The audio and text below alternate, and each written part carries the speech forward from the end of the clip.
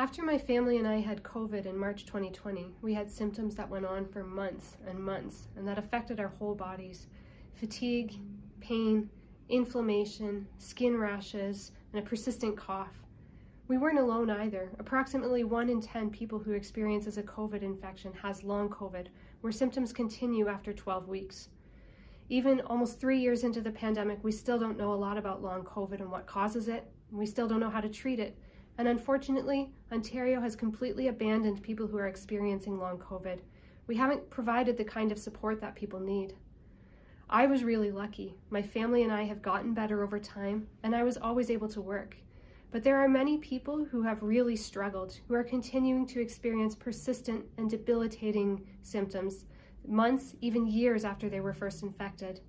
People are struggling to make ends meet. Some of them have been going this entire time without income. Others are continuing to work even though it's making their symptoms worse because they have no choice. It's time for Ontario to develop a long COVID strategy that actually takes this issue seriously and gives people the support and help they deserve.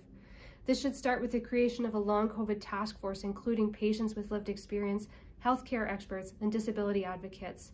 It should include the creation of one-stop health clinics so that patients no longer need to go from doctor to doctor to doctor to get each of their individual symptoms treated. We need to create a protocol for the Ontario WSIB and for ODSP so that people are actually able to get their condition recognized and get the income support they need. We need to be reminding employers of their obligation to accommodate people's disabilities and to provide them with the supports that they need so that they can continue to work. And finally, we need to do a much better job of data collection. We know that somewhere between 60,000 and 80,000 Ontarians probably have long COVID, but we don't know how many because the government has never bothered to ask. If you agree that it's time for the government to finally step up and take action on long COVID, then please sign my petition. Together, we can give this issue the attention that it deserves so that Ontarians suffering from long COVID can finally get the help that they need.